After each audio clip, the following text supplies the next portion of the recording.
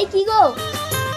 ছি বাবা, মা মারা গেছে বলে এই বয়সে ছেলে বৌমা থাকতে তুমি আরেকটা বিয়ে করে আসলে। তোরা তো আমাকে দেখিস না, এই বয়সে আমাকে কে দেখবে? এবার তোমার একটা সৎ ভাই হবে, তারপরে এই সব কিছুর ভাগ হবে। আমি বাবা এই বাড়িতে আর থাকবো। মিল্কি দাঁড়াও বাবা, তুমি এক্ষুনি ওকে বিদায় করো। আমাদের তো ফুলসজ্জা হয়ে গেছে বাচ্চু।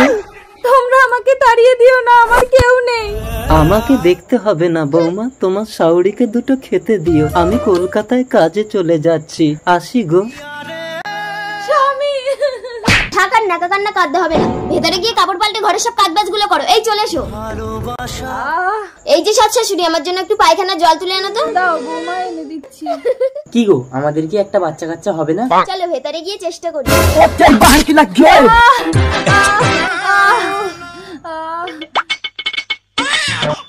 ছেলে হয়েছে, কিন্তু দুঃখিত বাচ্চার মাকে বাঁচানো যায়নি। হ্যালো বাবা। কি হলো গো? বাবা হার্ট অ্যাটাক করে মারা গেছে। তার মানে তোমার এই সৎ ভাই কি এখন আমাকে মানুষ করতে হবে? না না, বাচ্চা হয়েছে এখনো কেউ জানে না। তুমি ওকে দাও, পানা পুকুরে ফেলে দিয়ে আসি।